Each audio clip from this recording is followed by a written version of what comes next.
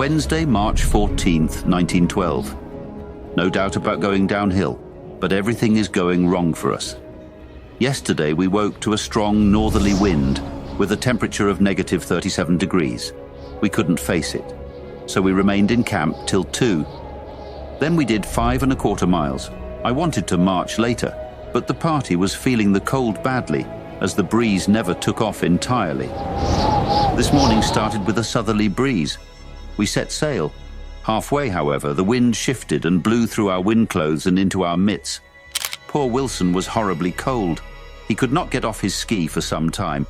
Bowers and I practically made camp, and when we got into the tent at last, we were all deadly cold. The temperature, now midday, is down to negative 43 degrees, and the wind is strong. We must go on, but now the making of every camp must be more difficult and dangerous. It must be near the end, but a pretty merciful end. Poor Oates got frostbite again in the foot.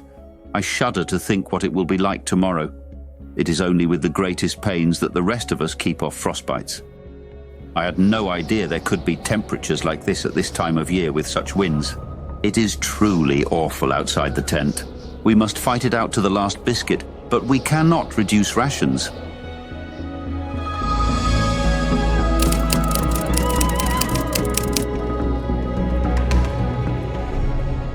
At lunch the day before yesterday, poor Titus Oates said he couldn't go on. He proposed we should leave him in his sleeping bag. That we could not do, and we induced him to come on the afternoon march. In spite of its awful nature for him, he struggled on and we made a few miles. At night he was worse, and we knew the end had come. He did not, would not, give up hope till the very end. He was a brave soul. This was the end. He slept through the night before last, hoping not to wake, but he woke yesterday morning. It was blowing a blizzard. He said, "I am just going outside and maybe sometime." He went out into the blizzard, and we have not seen him since.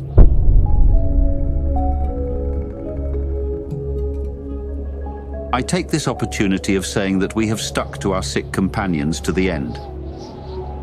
In the case of Edgar Evans, when we were absolutely out of food and he lay insensible, the safety of the remainder of us seemed to demand his abandonment, but Providence mercifully removed him at this critical moment.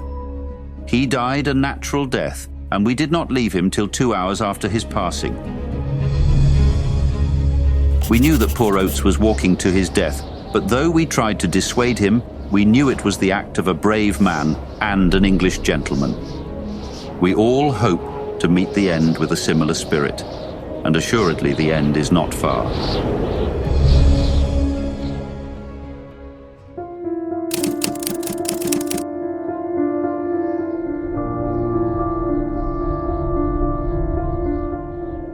Today, we are 21 miles from the depot. Ill fortune presses, but better may come.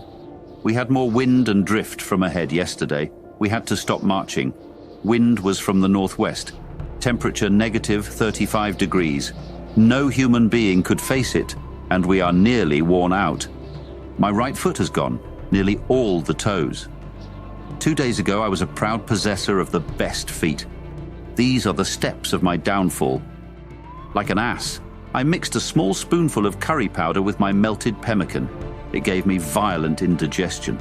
I lay awake and in pain all night. I awoke and felt done on the march.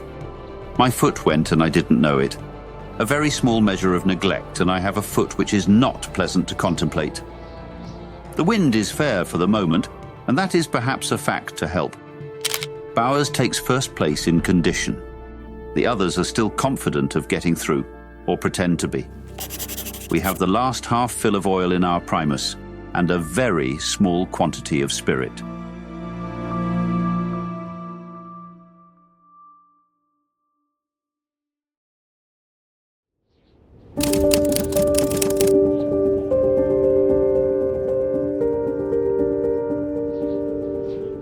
We camped with difficulty last night and were dreadfully cold till after our supper of cold pemmican and biscuit and a half a pannikin of cocoa cooked over the spirit. Then, contrary to expectation, we got warm and all slept well. Today, We started in the usual dragging manner. The sledge was dreadfully heavy. We are 15.5 miles from the depot and ought to get there in 3 days. We have 2 days' worth of food, but barely a day's fuel. All our feet are getting bad. Wilson's are the best. My right foot is the worst. My left is all right. There is no chance to nurse one's feet till we can get hot food into us. Amputation is the least I can hope for now, but will the trouble spread? That is the serious question.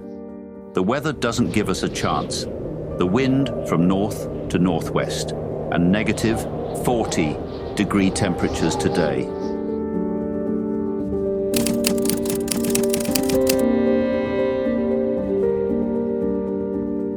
We got within 11 miles of the depot Monday night and had to lay up all yesterday in a severe blizzard. Wilson and Bowers are unable to start. Tomorrow is the last chance. No fuel and only 1 or 2 of food left. We must be near the end. I have decided it shall be a natural end. We shall march for the depot with or without our effects, and die in our tracks.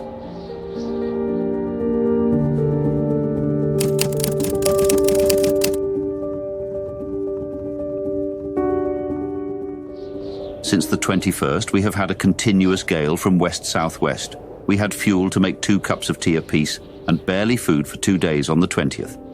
Every day we have been ready to start for our depot 11 miles away, but outside the door of the tent it remains a scene of whirling drift.